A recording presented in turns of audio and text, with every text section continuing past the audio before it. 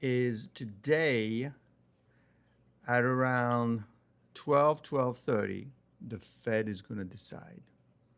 The Fed is going to decide about the rates. And today's topic really centers around two issues that we're going to have to discuss. The first one, we need to talk about what's going on with Powell. And obviously, the guy is under a lot of pressure. And then we also need to talk about the economy. Why? Well, because what's going on in the economy? And this is important for you looking for jobs, students, anybody, right? How is the economy doing? And it's important what's happening to the economy because at the same time, it relates to what the Fed is going to do or not do. And this is a major issue. And this is part basically because this channel is all about looking for black swan. And essentially what we're doing, we are looking for ways to understand what's happening. And more importantly, we're looking for risk in the system. This is what this channel is about, right? We have identified many risks. And every day I come to you and explain to you, what's going on and what it could mean. And today, obviously, is pretty important. It's pretty important because, frankly, we need to know what's going on with the economy. At 12, and then at 2:30, we're going to go back live again to listen to what the Fed Powell is saying. So I'm going to make several points today, and I think these points are important for you to understand, so you understand the overall environment that we're in right now. Overall, I would say this, that basically what Trump is doing right now, he's going after all of the pillars that we were used to. What pillars are we talking about? Well, basically we went after the tariffs, geopolitical pillars, tariffs pillar, education pillars, immigration pillars, and now, of course, he's going after the biggest of them all, the Fed, which no one has dared to go after because technically speaking, the Fed is supposed to be independent. And even after that, Trump wants to do something. Will he be able to get it all done? Well, this is the big question because what's waiting for him and what's lurking in the background are forces to prevent him from doing it for the right reason or for the wrong reason. What are we talking about? Well, don't forget, there is the Ghislaine Maxwell story, which we'll touch a little bit to really understand, what it means. But overall, what do we have? We have two issues. First, the Fed. So the Fed today will talk about what is going on at the Fed. And that, I think, is important.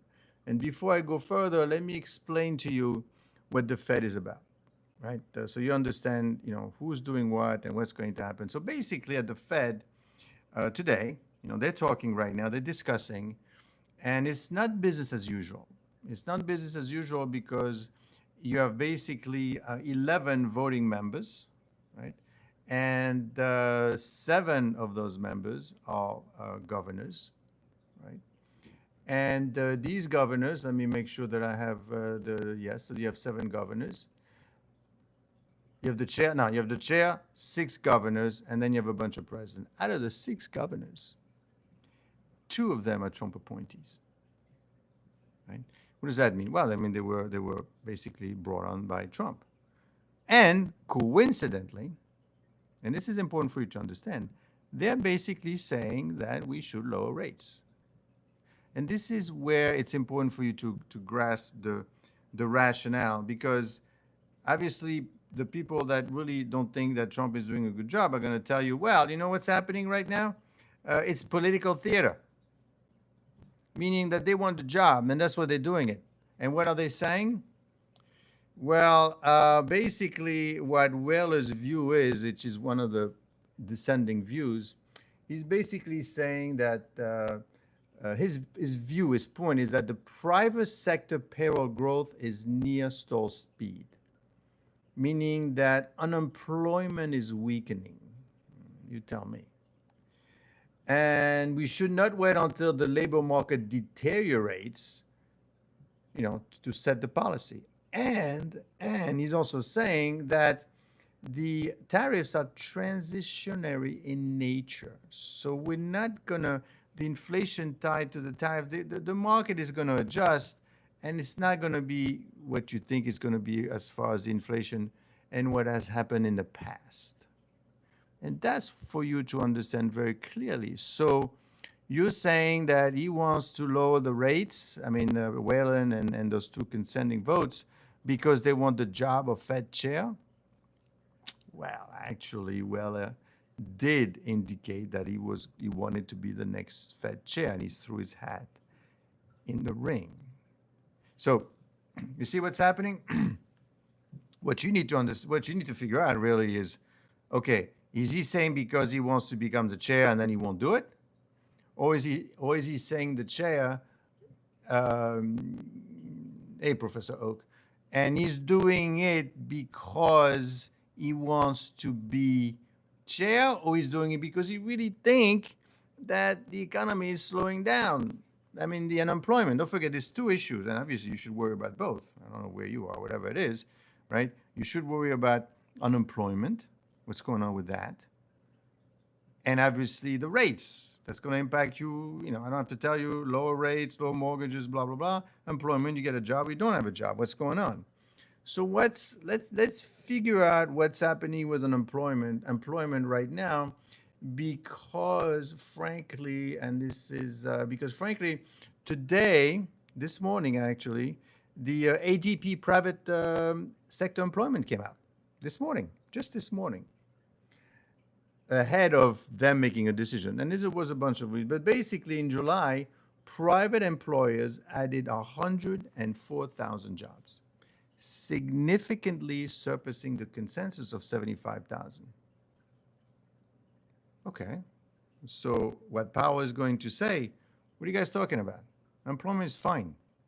We're not losing anything. We could wait a little bit longer to lower those rates. We don't have to do it right away, because the numbers came out saying that private employers added 104,000 jobs. This is from the ADP, which not many people trust or believe. But the point is that it's a positive number for employment. This reversal follows a downwardly revised June result of 23,000 jobs, a rise from the originally reported 33,000 loss. So basically what happened is last month, they reported, that same ADP reported a loss of 33,000. And I say, aha, you see, unemployment, there's less jobs. And then I say, well, you know what? It's not really minus 33. It's more like 23,000. So the numbers always revise. So are we down? Are we not down? The point is that there are signs of weaknesses. Not a huge amount of weakness, but there are signs, and you should listen to the sign. Technically, you should really want to know what's going on, because it's happening. So this is important for you to realize that at this moment in time, there is a fair amount of uncertainty as far as employment is concerned. And just stick with me for a second so that you understand how important that is. And in June, of course, it was a bad number. Now, of course, the June decline raised alarm signaling potential weakening in smaller business employment and professional services. So the other number that we're looking at, obviously, is the July rebound numbers. And what we're seeing in some of the numbers, without getting into much details, we are seeing that there is a fair amount of decline in the private jobs. Yes, the numbers were up for other qualification, but the only thing is they were not really the right numbers. They were not the right numbers because there was a fair amount of uncertainty about those numbers, and really there was some weakness as far as the private data, and that's what the concern that they all established. For example, in June, the U.S. added 147,000 total jobs, but just 74,000 from private sector. So it's not bad news, but it it's not really good news either. So it depends. And again, this is key because, for the people that don't understand or don't know or don't want to know or are swayed, it looks like it depends who you're listening to. People on this side will tell you, we are losing the economy. The jobs are weak. I know the numbers are up, but when you look at the numbers themselves, you're going to see that most of the jobs are from government jobs, right? That's not real, but the private jobs are growing. And even those private jobs is mostly from healthcare. So it's not broad diversified. The people on the right say, but numbers are up. What are you talking about? Yeah, but they're up, but not in the right way. So so at the end of the day, it's consensus estimate. But then, of course, to make matters worse, you have Trump that is literally leaning on the Fed in a very, very strong way, in a way that was never done before. And what do I mean by leaning? Essentially, what the pressures, is 4 pressures the Fed is under right now. It's not business as usual. This will impact you one way or the other. Trust me on that. So basically, Trump is applying 4 types of pressure. First, public criticism. He has publicly called the chair a numbskull, blame him for high mortgage rates, and made physical visit at the Fed. When he went there and he says, what's going on here?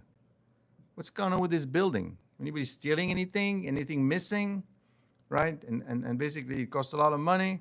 Then, so the threat of removal. He said, I'm going to remove him. I'm not going to remove him. I'm just joking. I'm going to remove him. I'm not going to remove him. So this constant, he said, well, you can't remove me.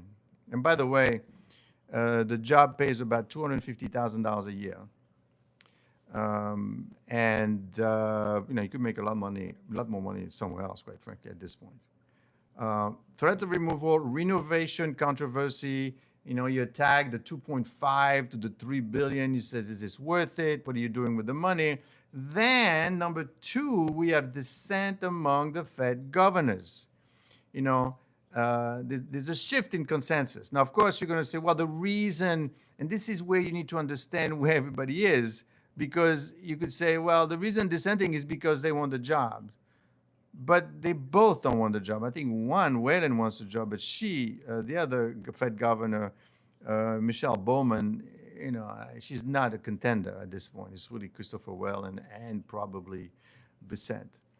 But basically, they have expressed support for rate cuts, marking the first time since the early 90s. And this is where it's important.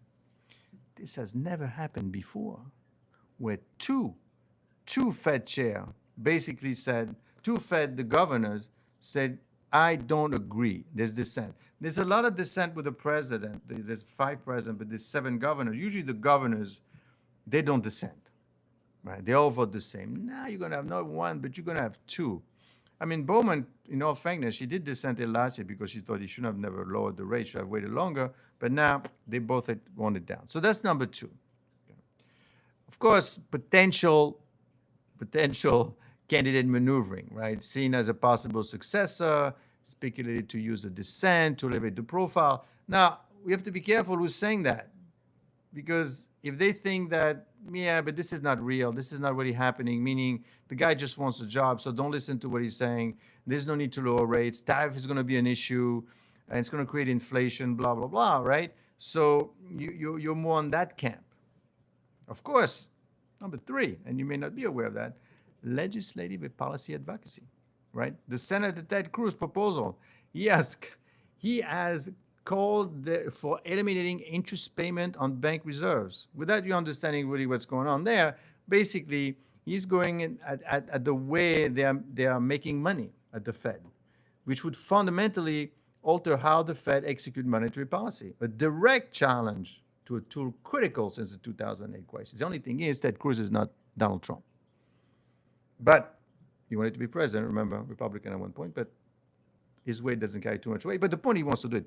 Project 2025 influence. The Trump-aligned Project 25 recommends repealing parts of the Fed dual mandates, backing the dollar with gold, and reducing the institutional scope.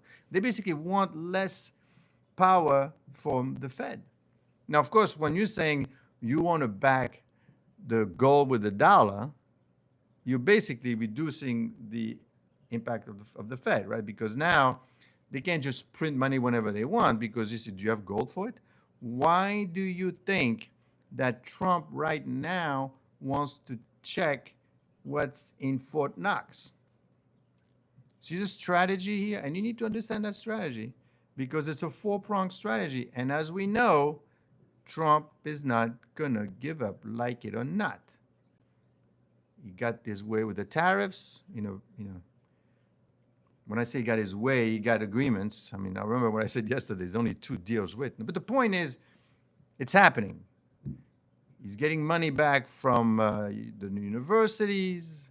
He's going after all these. He went after NATO, right? He's basically doing the Bennett. And the only thing that he's going after, he hasn't been successful yet, is after the Fed. And he's not going to stop. And basically, what my point here is that he's going to go and basically let's back the dollar again with gold, or remove the power from the Fed, or control the Fed more. Now, these are 2 things. If you back up the dollar with gold, then the thing works itself perfectly fine because you just can't generate. Of course, if you don't do it and then they lose control, that's not good because now you want lower rates all the time, and it's tough to fight inflation that way. Then you've got power to make the dollars, and you have power to lower rates, or they have less power to do that and more power for the government. That wouldn't be a good combination. Then just put the gold back in the dollar. That would be great too, because then you'll be like having, and this is why cryptocurrency is making its way, because everybody wants a cryptocurrency. Why do they want cryptocurrency? They want cryptocurrency because there's a finite amount. And this is important for you. It's important for you because it controls inflation. It controls inflation over the long period of time. So that's number 4. Number 4, international and market reaction. The IMF warning. The International Monetary Fund has cautioned against political interference in central banking, arguing that it could spark financial instability. Now, obviously, the ECB, overseas in Europe, they don't want that to happen to Powell because then it could happen to them too. So they are also biased in the way they're saying. Analysts and economists warn that political tension may impair the Fed's ability to transmit monetary policy effectively. Well, it depends who you're listening to. Yeah, I mean, when you're shaking it like Trump did with the tariffs, you create uncertainty and everybody panics. And what's happening now? The market is back up. Trump is shaking it. Not taking a position, just telling you what's going on. Trump is shaking it. And it seems to be working. But remember what I said yesterday about the tariffs. Remember what I said about the stock market. The stock market is overvalued, and the tariffs. So yeah, sure, you got the tariffs, but did you sign anything? And some of the stuff that you said are a little bit outrageous, and you're negotiating everything yourself. And today, I don't know if you heard, but basically, I mean, it's tough to keep up, but basically today Trump said that, you know what, this is not going to work out, this thing with Russia. Yeah, I gave you 50 days, but you know what? It's a waste of time. Not 50 days, August 1st. So what I'm going to do now is I'm going to go after India because India helps you. So I'm going to charge them 25%. And we'll do a live on that pretty soon once I get all the information. But basically, Trump is going after India for helping Russia and says, is it going to work? Is Russia going to say, okay, fine, you know what? Although you will notice that when Russia is talking about Trump, they're not saying, they're saying, well, this is a misunderstanding. We should talk some more. They say, okay, we got to manage this guy because he's not joking around anymore. This is no taco. I hope so, right? But remember, release the Epstein file. Well, that you have to be careful because Trump is able to do all of these wonderful things and act on them, and no one is saying anything. In fact, yesterday there was a senator, where's his Booker? He came out and he said, what are the Democrats doing? What are you guys doing? You're not doing anything. He's allowed to do whatever he wants, say whatever he wants. Do something. Trump knows it. He knows that time is running out. At some point, I mean, only knows what's in the Epstein file, if there is anything, right? If there is something, and he knows it's going to come out, he's got to hurry up. He's got to hurry up because he's 79 years old. He's got to hurry up because the elections are next year again for for Congress, right?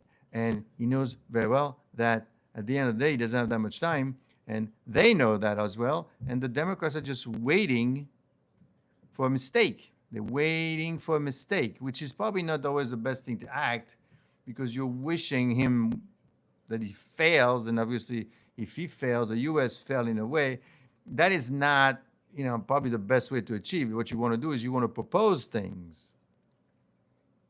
You want to propose. Everybody's saying, release the files, right? You need to release those files.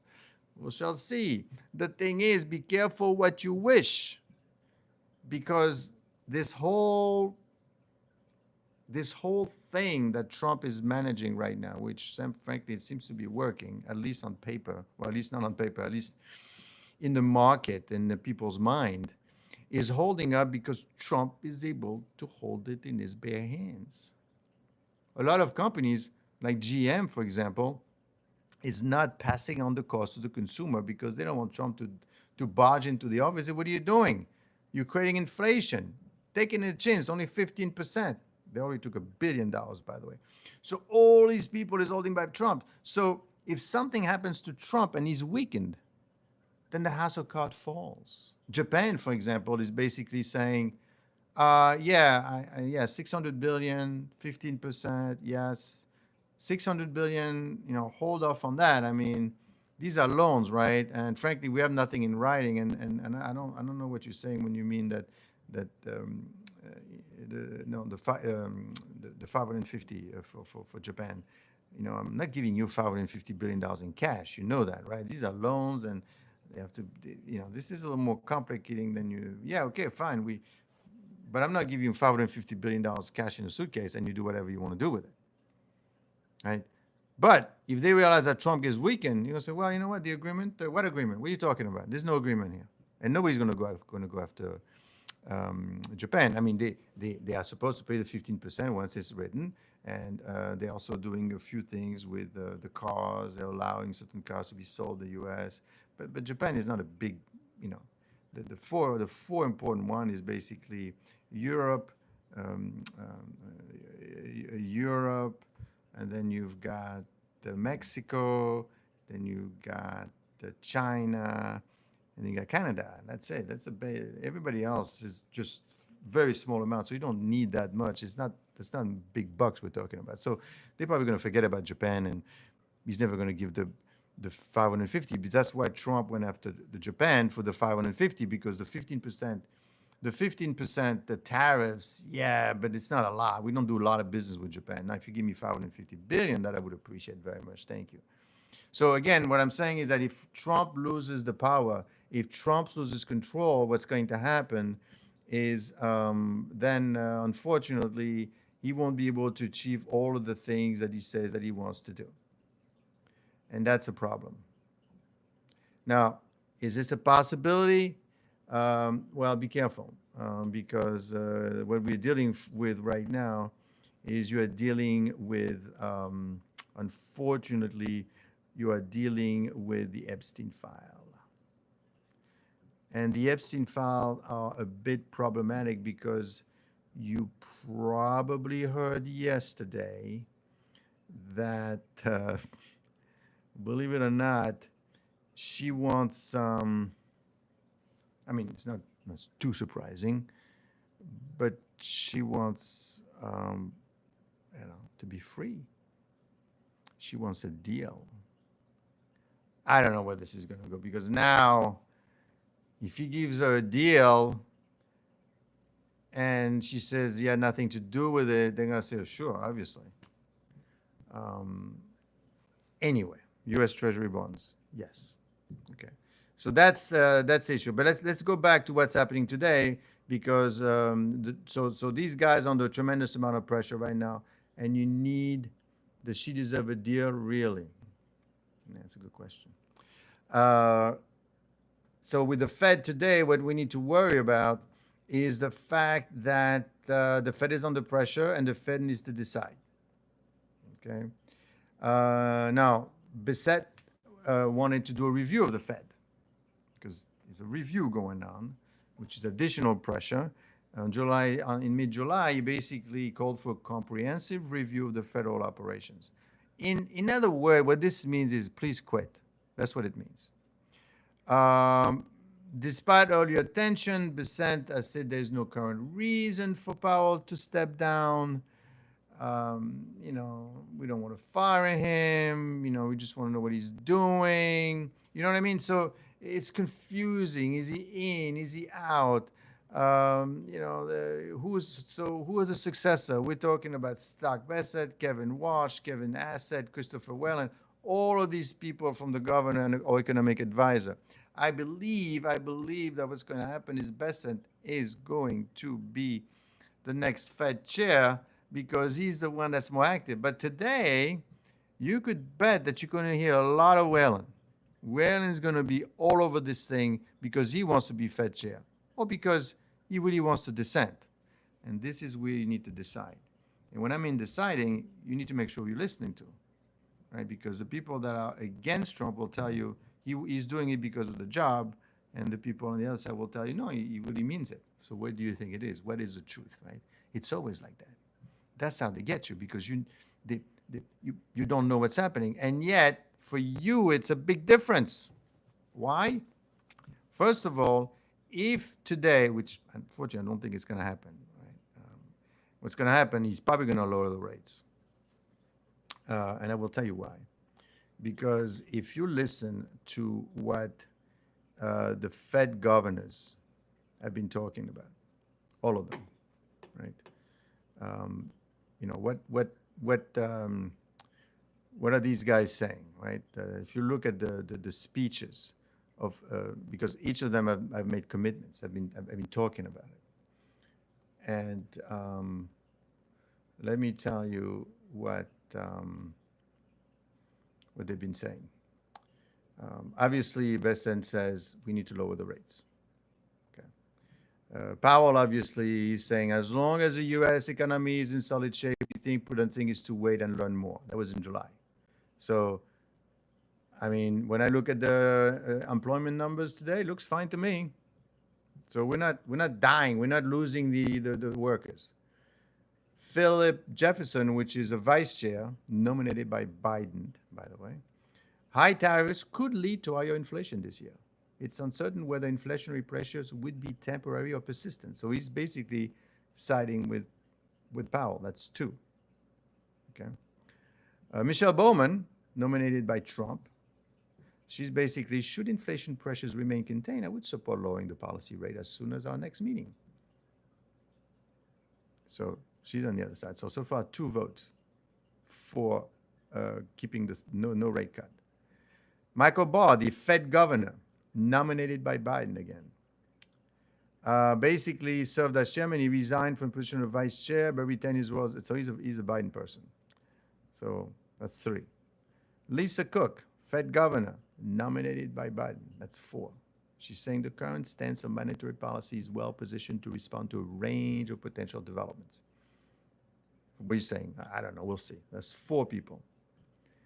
Then you've got Andrea Kugler, also nominated by Biden. With goods inflation rising due to the upward pressure from tariffs, I find it appropriate to hold our policy rate at the current level for some time. That's 5 people.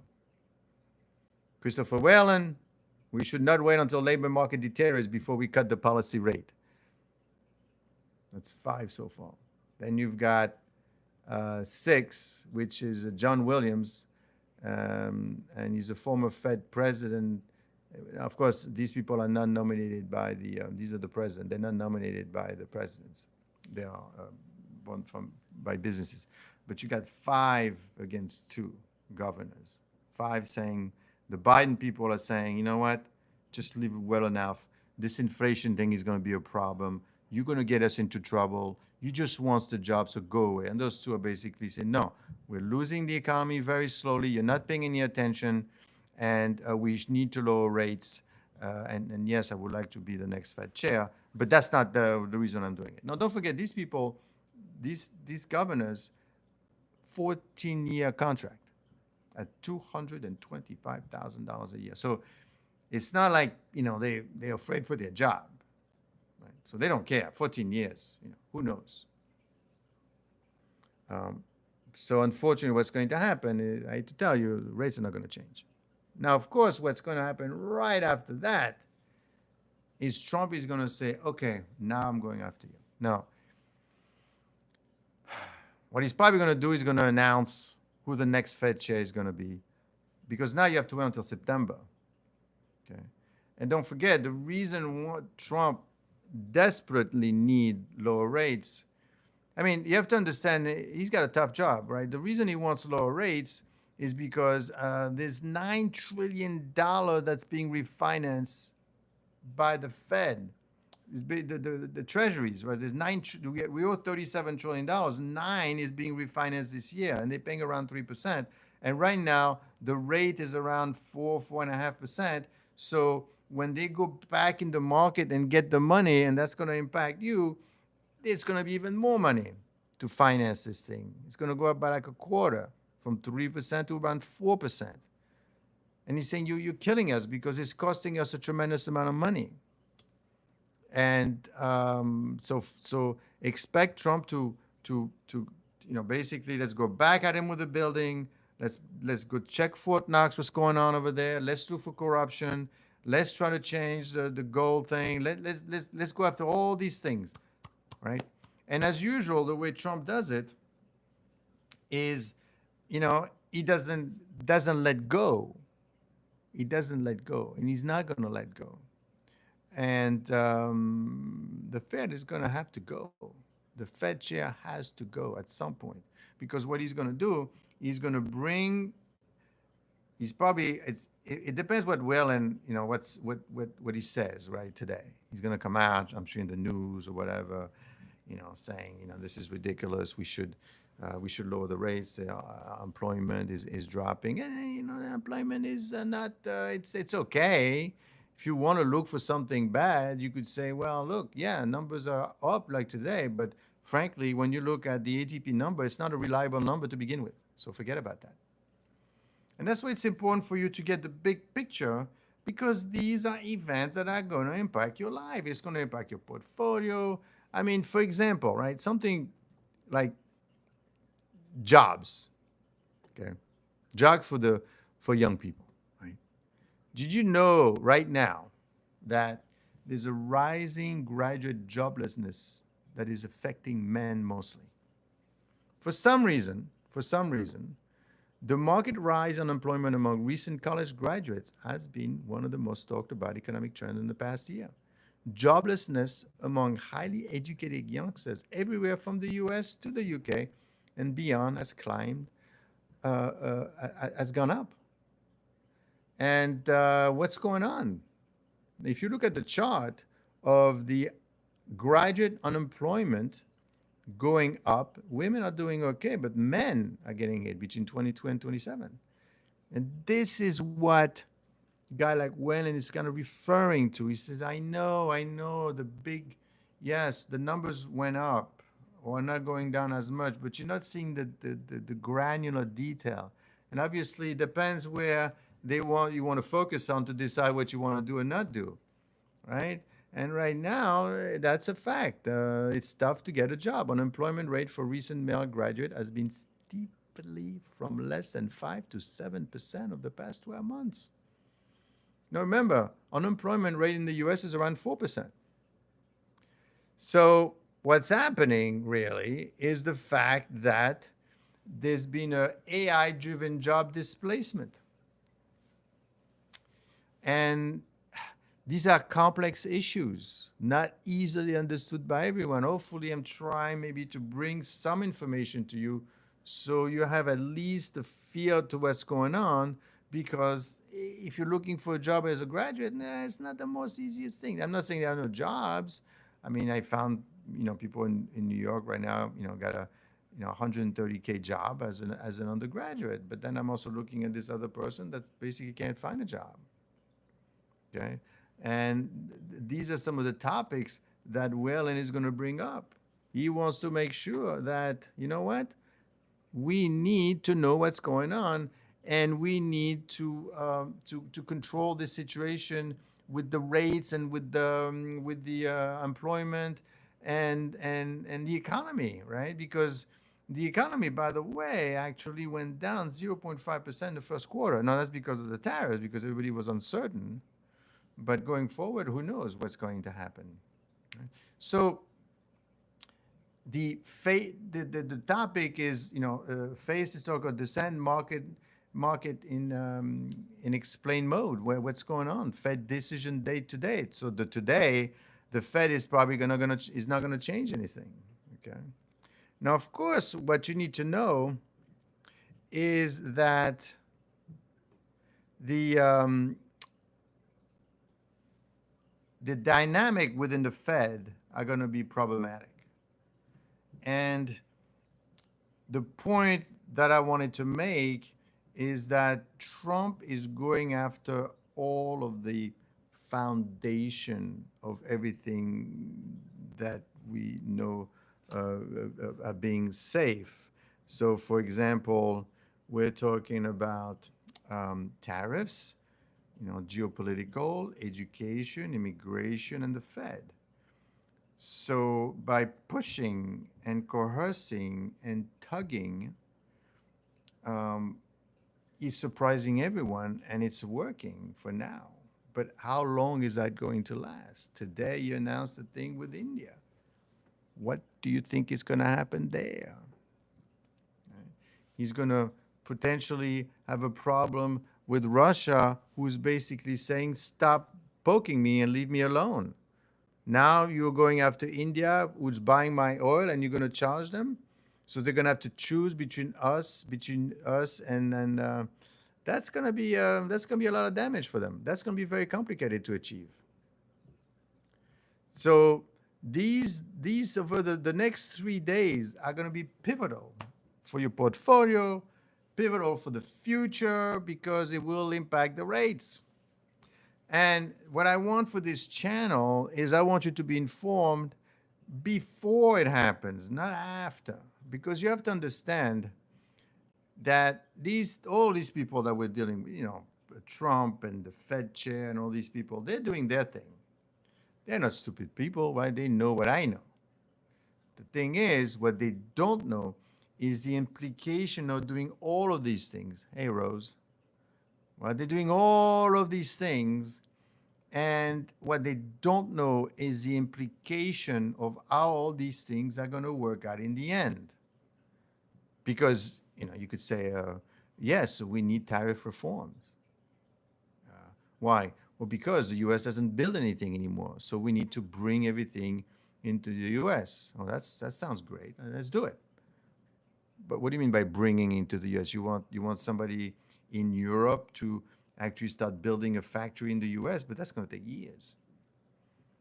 And I think Trump realized that. And then he said, you know what?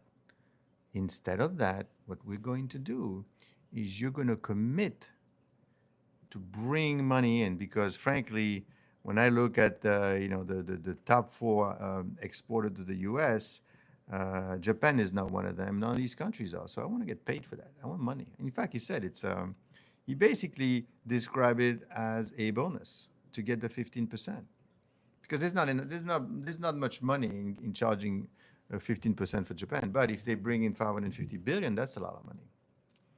So what Trump is doing, he's having all these people commit money to bring to the U.S.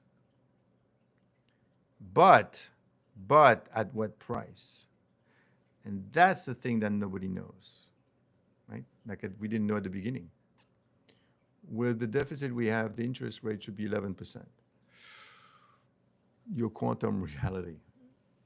He's not wrong. He's not wrong. The only reason rates haven't gone up is because, like any business, you're looking at the business and you're saying, oh, you know what's happening right now? We are being charged 4%, basically 4% on the 10-year. So that's not much. But then again, the rating agencies know that if the U.S. can't pay, they just have to print more money. But one thing you have to be careful is that if they start to, not just the agency, but people buying the treasuries, if they start seeing that the US is starting to slow down, the definition of insanity, as they feel that the rates, basically the economy is slowing down, I mean that you're going to collect less money from taxes.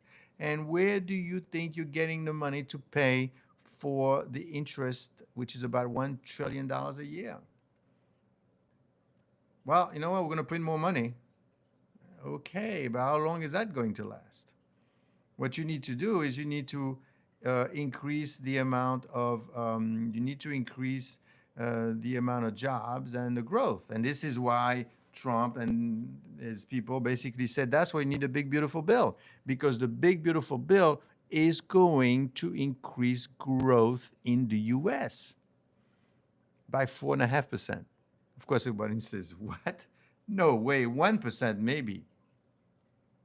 We cannot continue to do things the same as before. Exactly. DD is correct. And that's what Trump said. He says we can't keep on. But you know what? Forget Trump. If Kamala was president, the same issue would be faced by her as well. A, too much debt. B, we're not making anything anymore. We got to make it here. C, I mean, universities, there were lots of issues going on all over the place. You have to deal with it somehow. I mean, you have to sue them as a different topic. But the point is, there's lots of issues that needs to be dealt with, lots. And unfortunately, Biden, I mean, come on, look at all the things that, I mean, just think about all the issues that I've raised and that we're going to start following. It's like 10 issues. What's going on with the economy? What's going on with the stock market, right? Overvalued. What's going on with the dollar? What's going on with the tariffs? What the heck is Trump going to do with Powell? Iran and Israel, is this done? Are we finished? China. Now I'm going to do something on the fact that China is decoupling with the US. And that's something that you need to be aware of. What I mean by decoupling, they don't want to have anything to do with the US, but they still, unfortunately, are working on it. But I think what's happening is they don't want to have anything to do with the US anymore. They're decoupling. And the reason they're decoupling is because they said, you know what? I have learned everything there is to learn. Kamala would just laugh at everything and sit on the. Well, I mean, look what is involved in doing these things. I mean, I know, if you don't like Trump, you say, oh my God, look at him, he's running around crazy. If you like him, you see he's doing a great job. But the point is, he went to Europe, he brought them into his place, and he brought them into his Scottish club, and he did the deal right there. He himself with her. They say, okay, so what are we doing here? No, okay, fine. Forget the 30%. I'll give you 15%, but I need something from you, right? What can you give me? And she said, I'll give you, why don't you buy some energy for me? Well, actually, we usually buy 100 billion. Come on, give me a number. Give me something. Let's do 250 over 3 years. Yeah, but I mean, but I'm not going to buy something I don't need. Yeah, but let's say, you know what I mean? And that's what happens. And then what about some investments in the U.S.? Because, I want you to invest in the U.S. as well. How about 600 billion? Well, the only thing is, I don't know if I can't decide for, I did have some private companies that were interested. Well, that's it. Then you talk to them and get 600 billion over. Well, yeah, but I can't force them to do it. Fine, but, we're talking, we agree, and then we just do it. Right? And that's what's happening. Same thing with Japan. It took Japan did about 70-minute interview, 70-minute discussion. Agreed as well on that as well.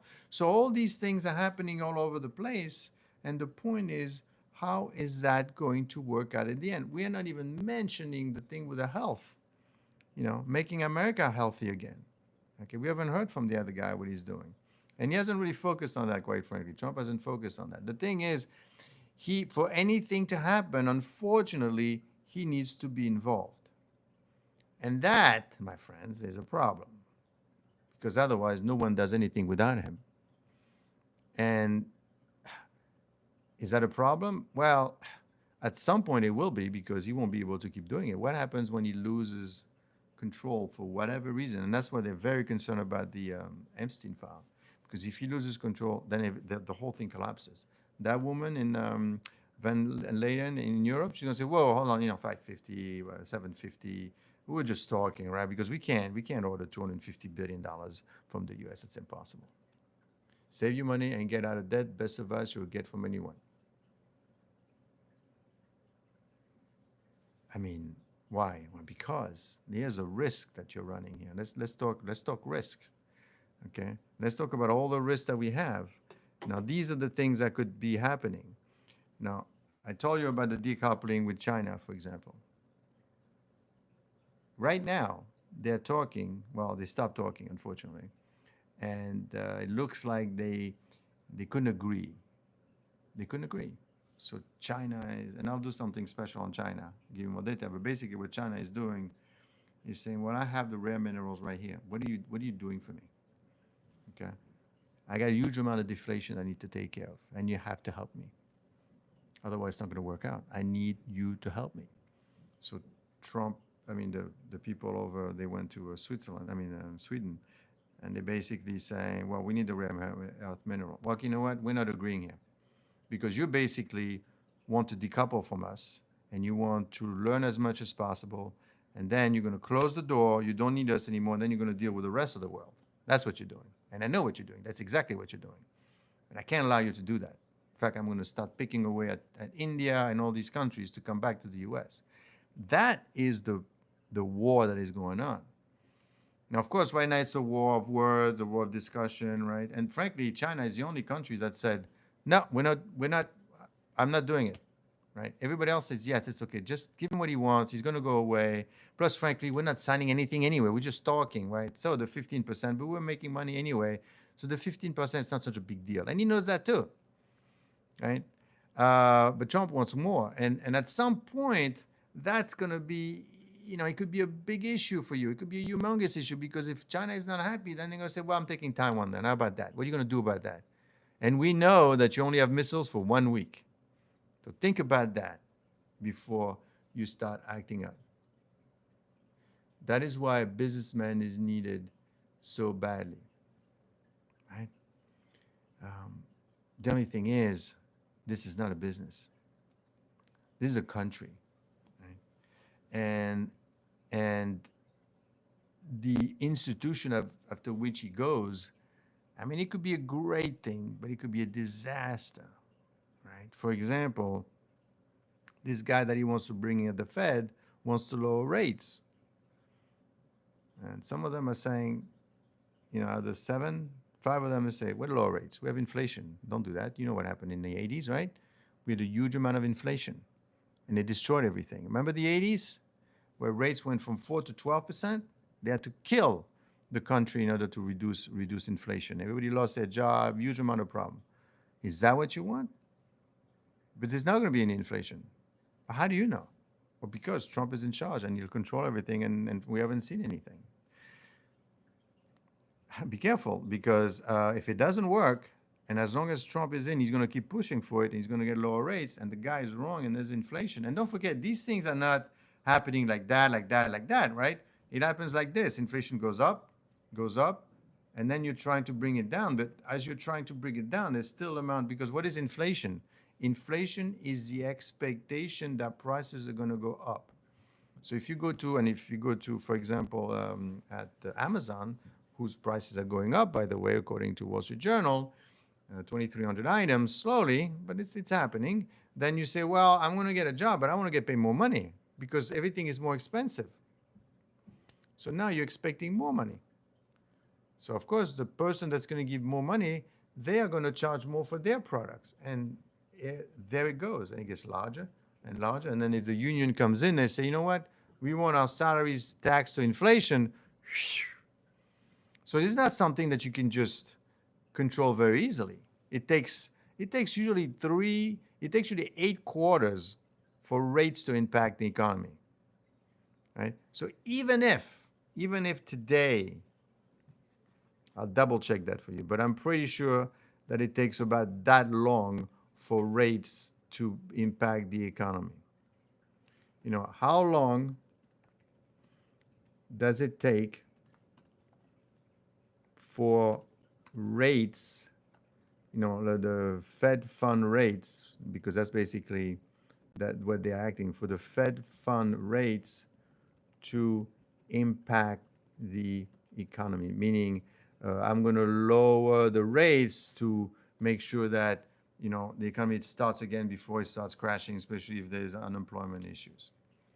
The Fed fund rate typically takes between 6 to 18 months to fully impact the economy.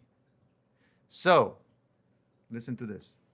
If this guy is correct, if Whelan is correct, he says the economy is slowing down, and the other five guys says, a woman is saying, no, that's not true. But suppose he's right.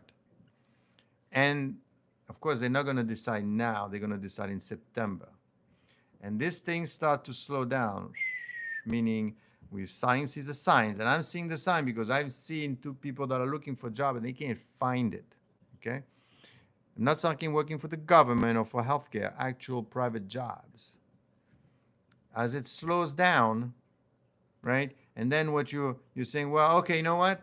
Let's lower the rates then. You're right. You were right. Sorry. We thought you wanted the job, but in fact, we're now seeing that there's no inflation and employment is, you guys were correct, right? So it's going to take between 6 to 18 months before you prevent the economy from slowing even more. 18 months. It could take a year and a half before it has any impact. Doesn't happen just like that. Because at the end of the day, what this rate they're talking about is a Fed fund rate. This has nothing to do with me or you and I or whatever. It's only the money that banks borrow with each other. That's all it is. And this just sets a tone for everything else. So then they're going to lower the mortgages. They're going to lower everything else. But by the time all this happens, it takes a year and a half. Okay? So if it's slowing down, it might be too late. And then, of course, then you find yourself without a job. You find yourself, and of course, the market is going to say, oh, so we have a recession then. Well, that's it. And by the way, since we are way, way, way overvalued right now, it doesn't warrant such high value stock valuations, and the market will collapse. So these are very uncertain times. And this is just on the topic of the Fed and the rate, and are we going up, are we going down? And that's why I want you to join this channel so I could educate people as to what is, not so much what is happening, what is really happening. Okay? And if you understand what's really happening, then you could decide what's going to happen next. Because you need to know what's going to happen next before it happens, or at least have some notion. Refund checks, right? What's going on with those refund checks? Well, basically, Trump said that we want to bring some money into the economy, and let's distribute some money. Let me tell you what's happening with that. And that's, you have to be careful with that one because that would be inflationary technically, right? Trump has publicly floated the idea, and thank you, Didi, for mentioning that, issue a little rebate. No, I'm literally quoting him. He says a little rebate to a U.S. household using revenue generated from tariffs imposed earlier in his administration. He noted that while reducing debt is a priority, rebates are under consideration under certain income levels. The plan would distribute funds as a refundable tax credit delivered via direct deposit and mail checks in early 2026. I don't know if you remember, there was something like that with the Doge, right? We're going to get some $5,000 or whatever. I don't know what happened with that. Geopolitics is expected to phase out before defined income of roughly $75,000 for individual, $150,000.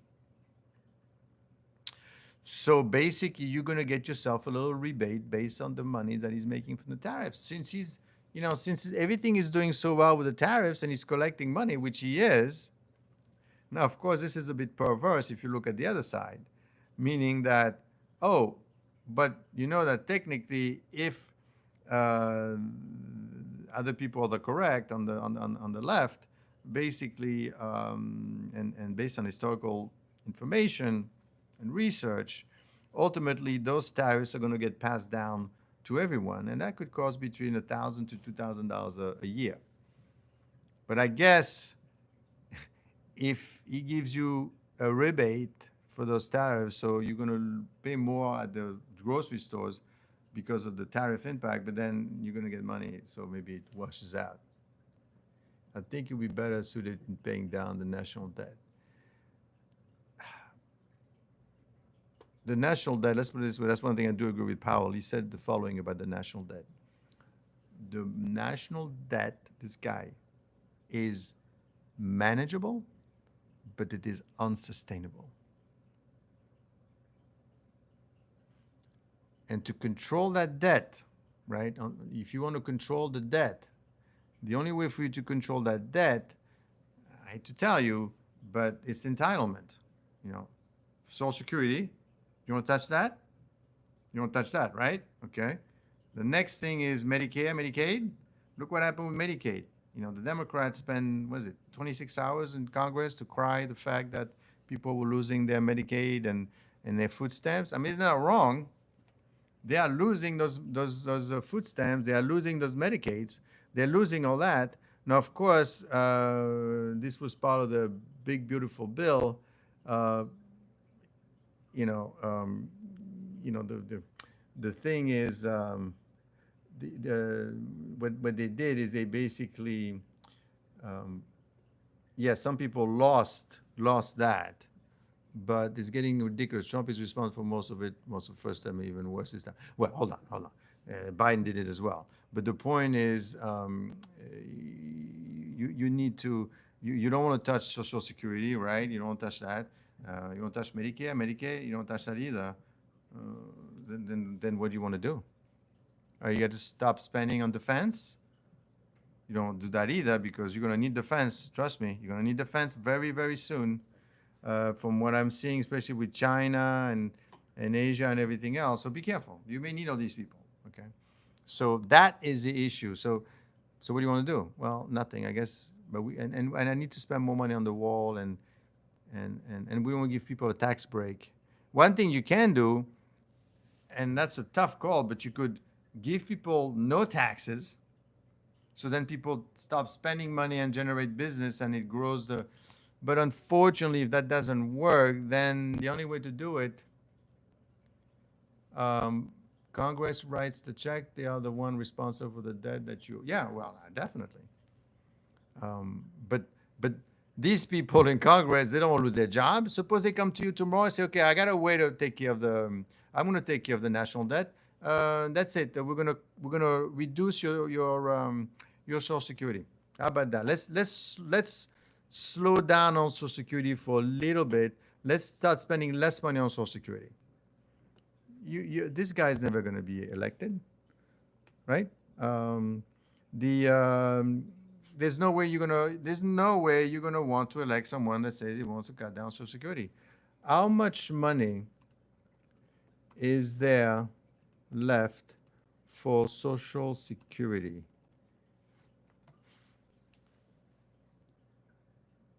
The answer is, yep, that's what I thought. The OASI Trust Fund, which covers retirement and survivor benefits, is projected to be depleted by 2033. 25, we have about 9 years.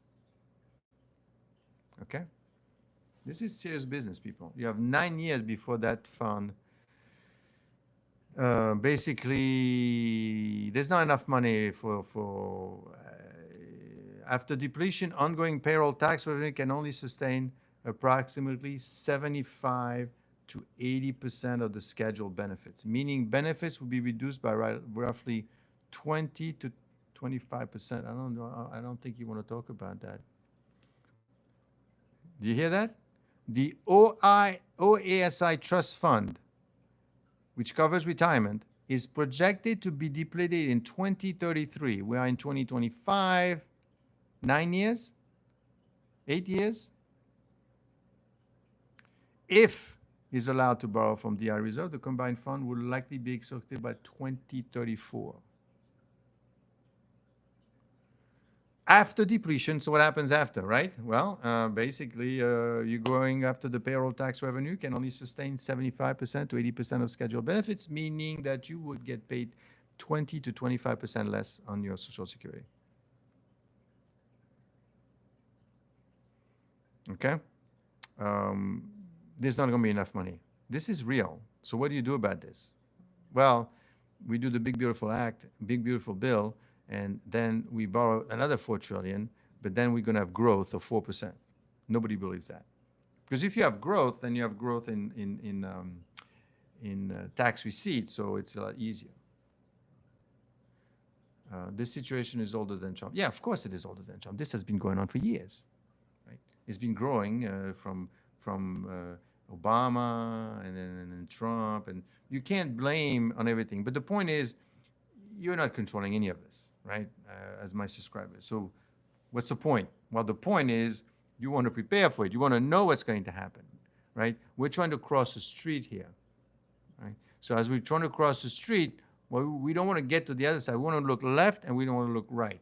And when we're noticing is there's a lot of risk involved. And what do you do? Well, first of all, like this person said before, try to not to borrow too much money right now. Wait, because technically rates are supposed to come down.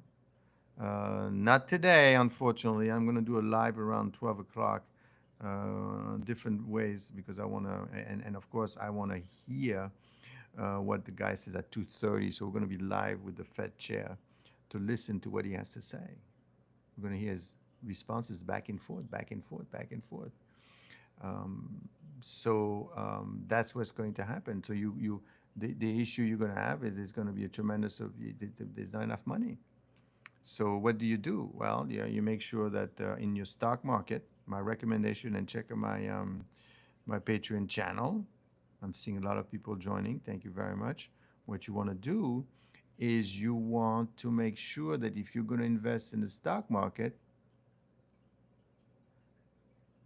you don't buy expensive stuff. You go after the cheaper stocks, the stocks that nobody wants. That's what you do. That's how you manage the situation, right? You don't want to spend too much money, but then at the same time, you don't want to be FOMO, fear of missing out. Do you even understand the scale of Trump's debt is biblical? He's right. It is biblical. It's 37 trillion. It can never be paid back. Let's put it this way. It can never be paid back. It's impossible. So the way it happens is basically 3 ways. The first way is you just don't pay it back. Don't get this past Trump. I'm hearing some discussion on that. Second, if there's a war with China or whatever, I'm not paying your bonds. Forget you. I'm not paying you back. It's not impossible. Second is you start cutting down. You start doing like Greece did, and Italy, and what Europe is going to have to do pretty soon. Basically, you reduce the age and you to collect less money. I mean, in the U.S., in less than 8 years, if we don't do anything, then you're going to lose 20% of your retirement. Your monthly payment, 20%, is going down. We need to learn to live. 25% is going to happen whether you're ready. Yes, I mean 25% is a good number. If you don't do anything with the Fed, with the Social Security, there's not enough money to sustain it. You need the money. Of course, you're going to say, well, let's borrow more. But hold on, I thought you wanted to reduce the debt. And this, unfortunately, is going to come in, right at the time all this is going to culminate. Right? But the thing is, the market is going up, so you can't think too negatively. Otherwise, you're going to be FOMO, fear of missing out. So, but then don't just buy anything. Okay, 25%.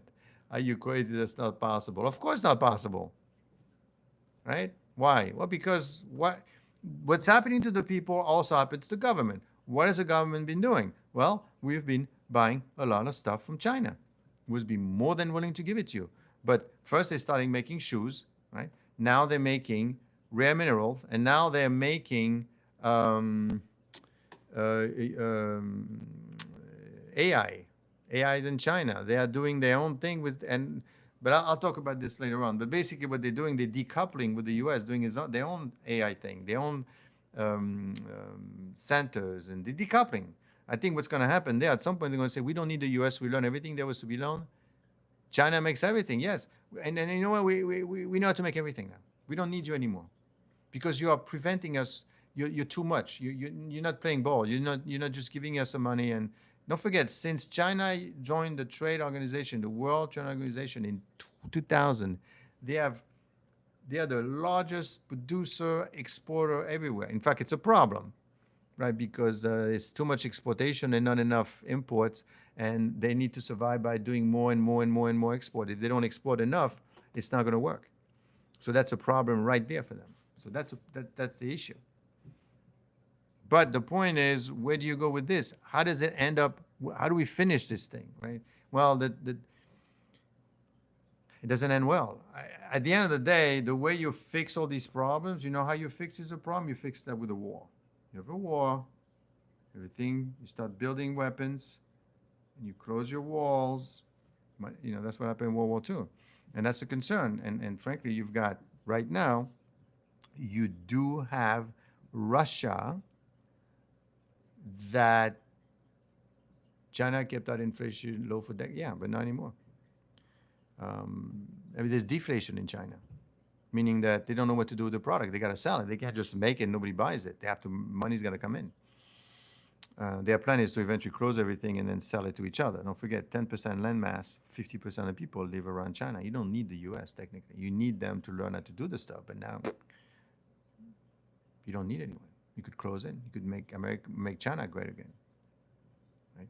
And that's the issue that's going to happen ultimately. That you don't know where it ends up, but wherever it ends up, it's not in a nice place. It's not a nice place at all. If USA giving us low prices, is USA giving us low prices like China? No, because you have inflation coming up. There's a huge amount of inflation, according to some people. And obviously, those tariffs are going to permeate through the system slowly, according to some. And when that happens, guess what? You're going to have inflation. But at the same time, you have the Fed that is pushing the rates down. So right there is a problem waiting to happen. Unless, they're right, that there's not going to be inflation. And I believe that that's what's happening right now. But that's only happening, I believe, because Trump is holding the whole thing together. Tariff is just extra inflation. Well, yes, in principle, that's true because because historically you don't want to tariff. It's a war, literally, right? So you're not supposed to use tariffs that way because, frankly, these people are not stupid, right? I mean, the European woman wasn't stupid. She knows what the 15% mean. And she said, but don't worry because he's going to go away. This is not going to hold. And, it took 3 years to do the NAFTA agreement. And then we're doing the thing in 30 minutes. In an hour, they decided on everything. But they didn't decide anything. They didn't sign anything. They just agreed. And now they're coming back on their words. Remember what I said to you yesterday? That basically Europe is saying, no, I don't think we're going to do this. I don't think we actually want to pay 660 billion. 600 billion. Japan is saying, well, hold on, I never meant 550 billion. This is actually not going to happen. None of these things are really going to, and in 2020, no, 2017, China had agreed to buy $200 billion of stuff from the US. That never happened. None of these things happened. So for you, then, so you say, but what's the point of all that? Well, the point of all that is that it's going to create uncertainty, but it's a great opportunity as well, right? Because the U.S. is now again being considered as whoa, you gotta, that's one option that the U.S. is not considered. The other option is okay, let's yes them to death, and then let's find another way to do business with someone else. That's the risk that Trump is running by doing this. Is that at some point China says, okay, you know what, I'm done. Thank you very much. I'm going to do business with India, with Taiwan, all these people. We are next to each other. We have lots of people together. We speak the same language. We're just great. And then Europe says, you know what, that was nice what you did. So we're going to do business with ourselves, or with China, or Russia, or whatever. And then the US ends up by itself. Needs and wants are two different things. Most Americans can't differentiate. Yeah, I mean, you got to be careful. But whatever is happening, because Trump came in and the way he did it, but then again, understand the guy, this thing's going to take forever. And he's doing it in a way that people can relate to. That's why you get in there, you tell them what you want. Tell them you want this, tell them you want that. Tell them you want lower rates. Tell them you want 500 billion. Tell them you want 660 billion. Tell them all the things that you want. Trump is revolutionary. He is. You can't deny. I don't know if you like him, you don't like him. He went in there and he telling these people, this is it. This is how it's going to be. And these people are saying, okay, well, not in writing. We're just talking. Okay? All right, fine. I got a deal. That's it. We're done. India, what are you doing giving weapons to Russia? Russia, I told you I gave you 50 days. Forget 50 days. You don't even care the 50. I give you 10 days now.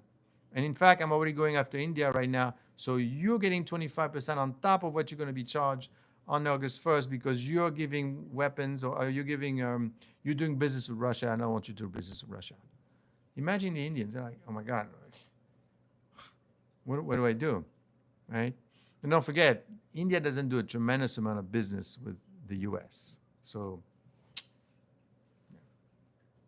but can you afford to be without the US? Especially if you're India. You know who's next door to India? It's Pakistan.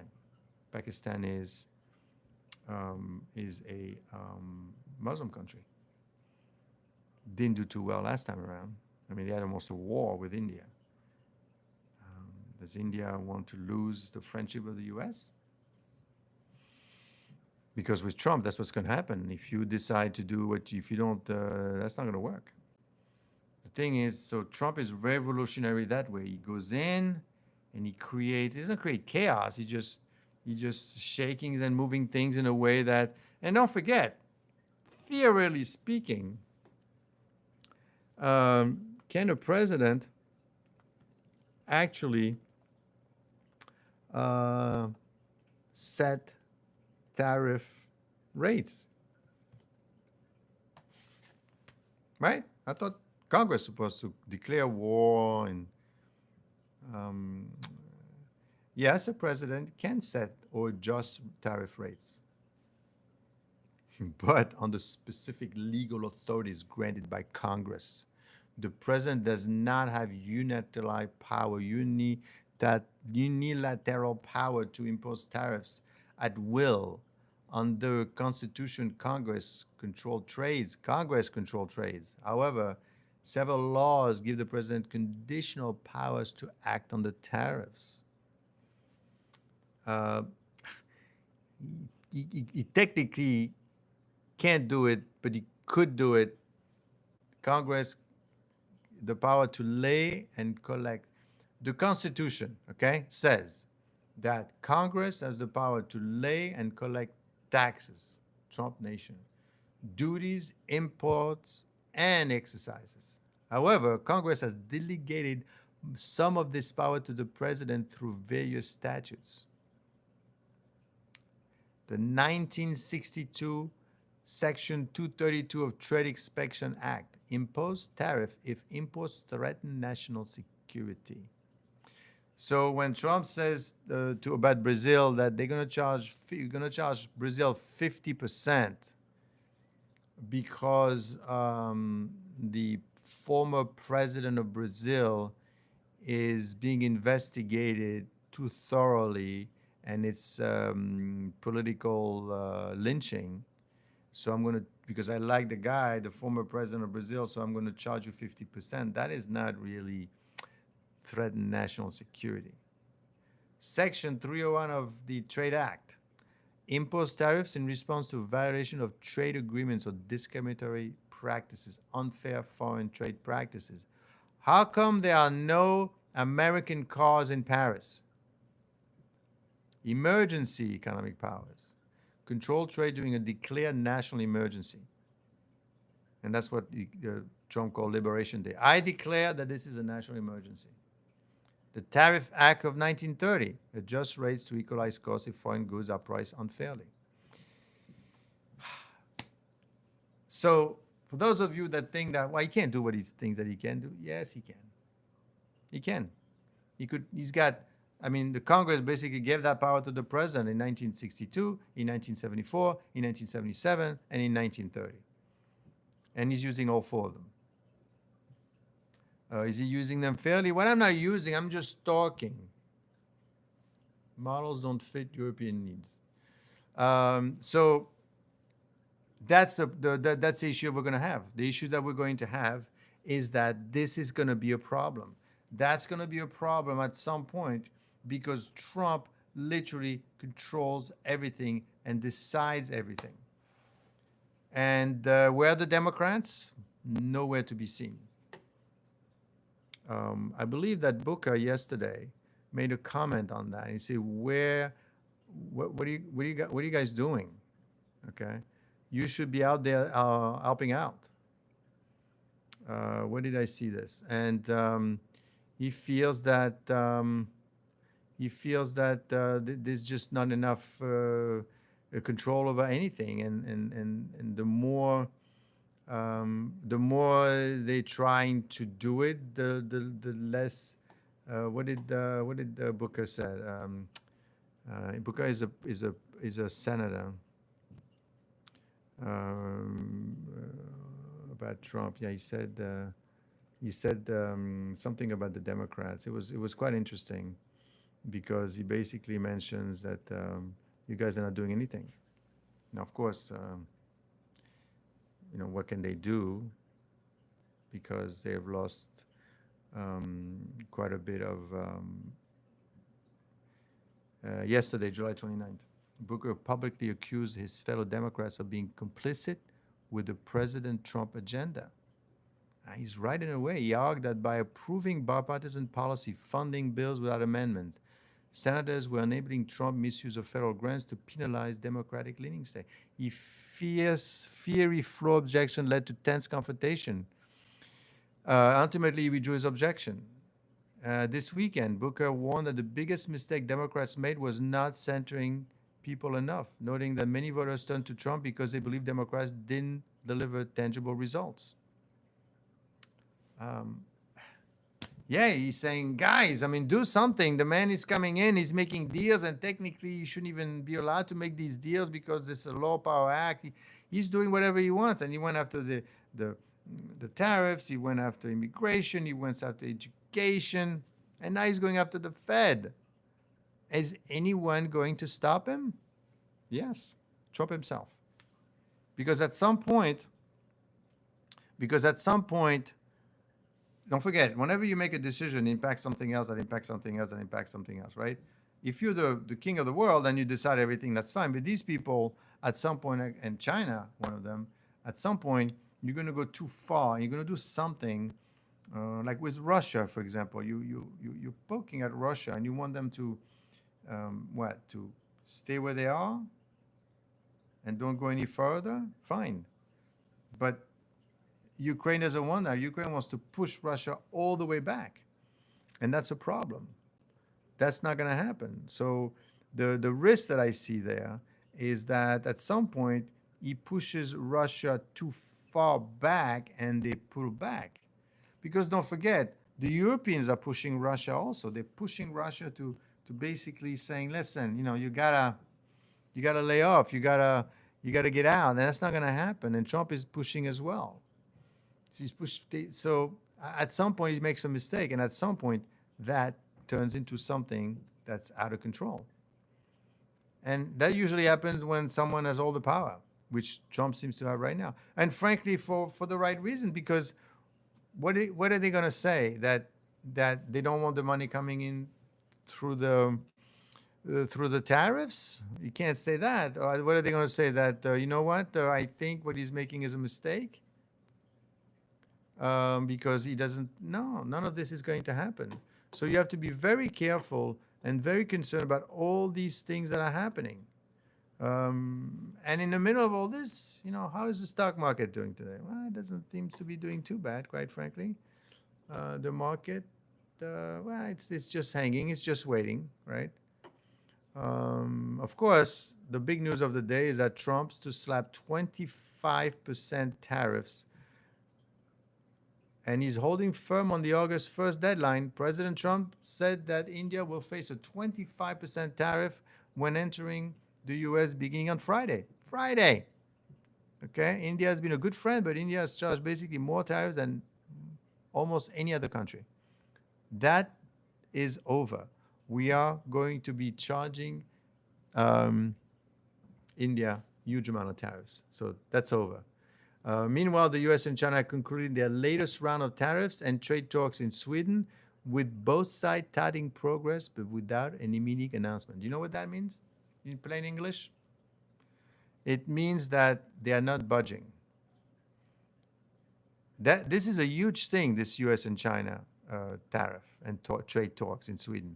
Both sides touting progress. We're working really hard. Booker needs to be gone. But without an immediate announcement or further tariff delay, Treasury Scott would make the final call. You see what's happening? They're going to go back to Trump and say, okay, what do you want to do?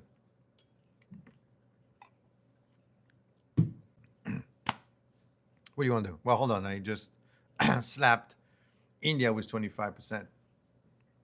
He's doing everything. He's literally doing everything by himself, and he's deciding. And I think all the people underneath them are basically holding back because they know that at some point they will be said, where were you on that day? What did you do? You supported this thing, and look where we are now. Now, why is this happening? Because it's working. It is working. He's collecting 15%. The market is up. They're paying 5%. The war in Israel and Iran stopped. I think Colombia is paying $200 billion. The people that put Paramount Plus, that put this show with Camilla that was wrong and whatever, is paying another $10-20 million. It's happening. Putin is not my enemy and more concerned about my government. That comment is definitely a MAGA comment. And that's what they're telling Trump. And they said to him, we do not want to get involved in any war. Don't see the disasters that's coming. Right? The MAGA people basically want something very simple. They want they want to know what happened with Epstein. You may not like what you find there or what happens.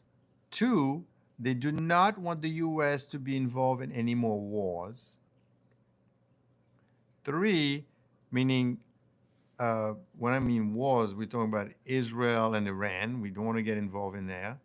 And definitely not with Russia. The only problem that you're having with Russia is that Russia has been building and building and building a lot of weapons.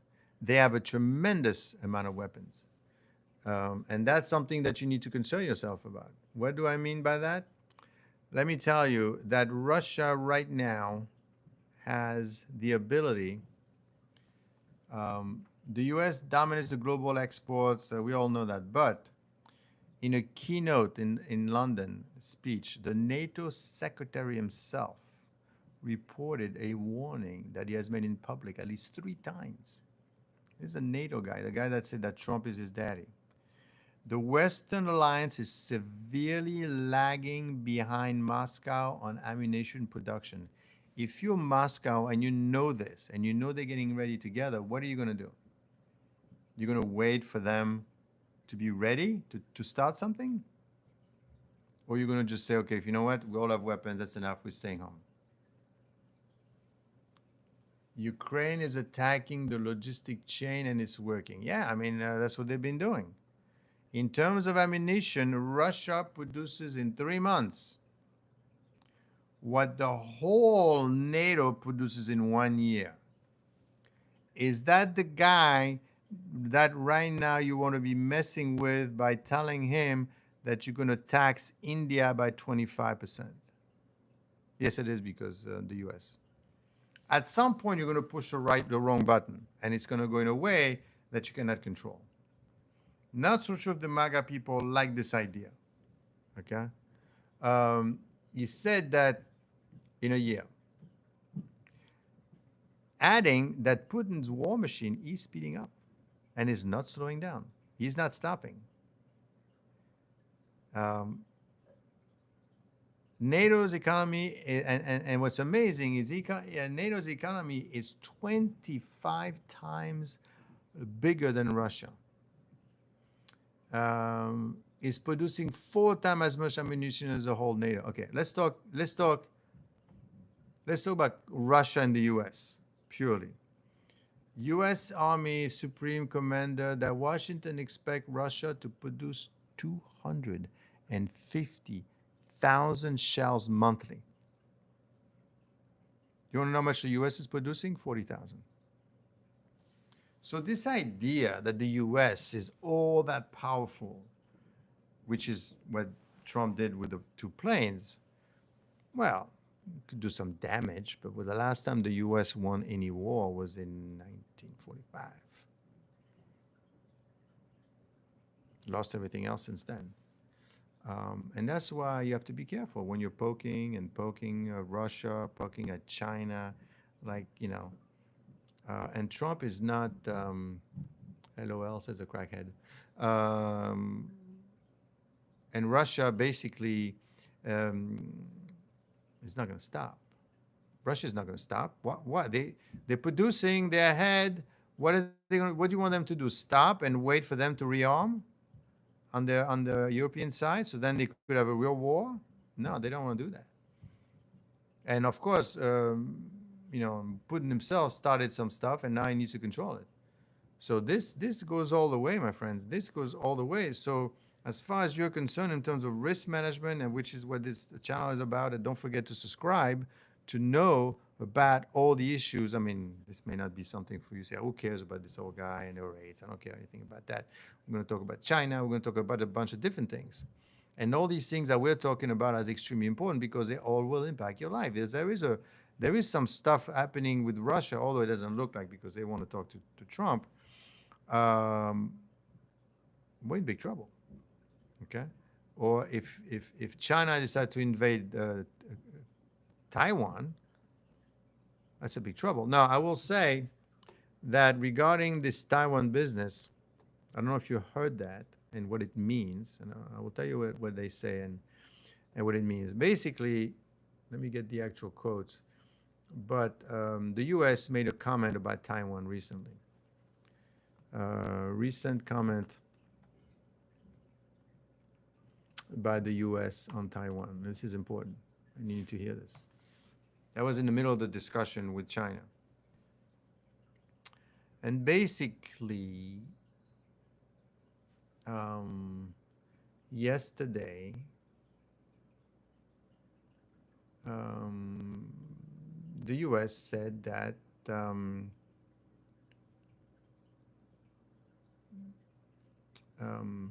Taiwanese president has planned a stopover in New York during a trip to Latin America, which was reportedly discouraged by the U.S. amid U.S.-China trade negotiations. The Taiwanese government officially cited domestic reason for the cancellation, natural disaster, but multiple says Washington actively disapproved the transit to avoid antagonizing Beijing. If you're Taiwan, obviously, the Taiwanese government insists that Lai Chi-te visit was delayed due to domestic issues, including natural disasters.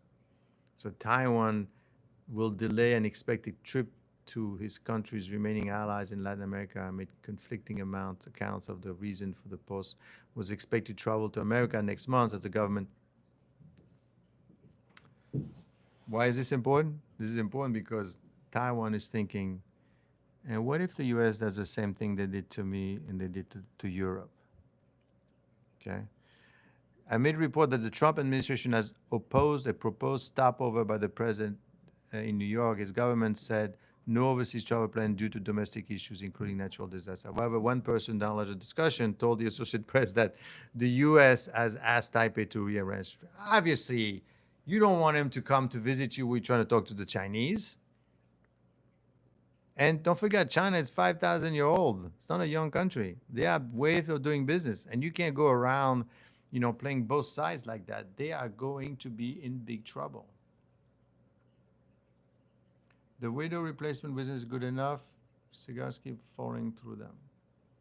You know what I mean? So if you're Taiwan right now, like I said in the previous live, be careful.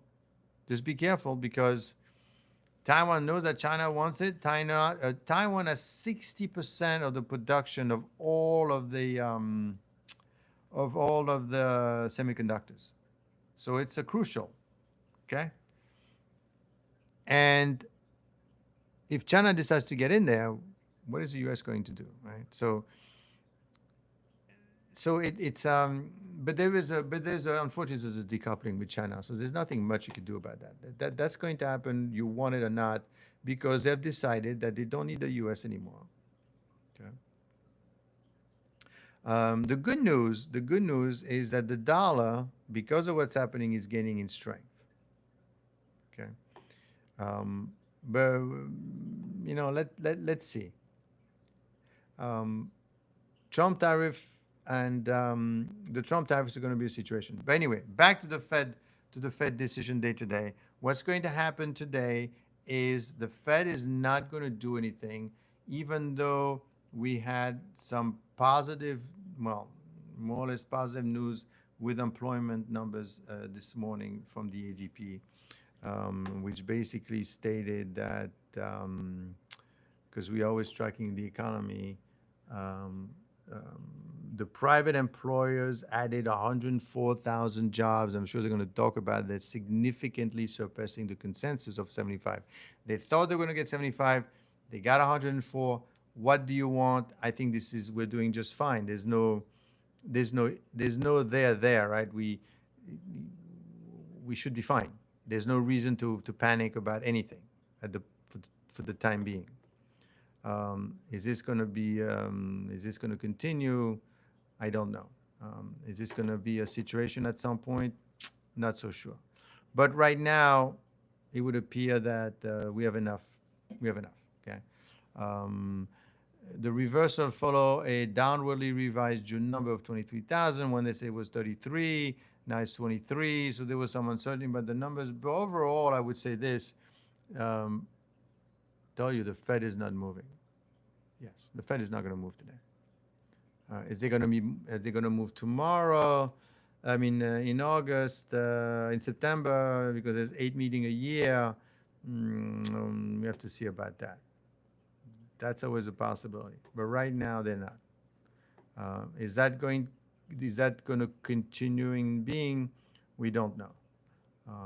But I believe that at the end of the day, they are going to want to keep it. They're going to keep it that way. As far as the rates are concerned, the rates are going to stay like that. The June decline raised alarm signaling potential weakening in small business employment and professional services, all sectors critical to economic health. But the July rebound, so it's going to be very difficult to actually evaluate whether or not this is working. I don't know. Maybe it does, maybe it doesn't. We shall see. But the point right now is what you need to worry about is this. You need to worry about, suppose they get what they want. What do they want? They want lower rates. And suppose they're wrong, and suppose you do have inflation. The Buy and Chip Act would have helped, but Trump destroyed it. Well, Biden knew it as well. Biden knew that you needed to do something about the semiconductors.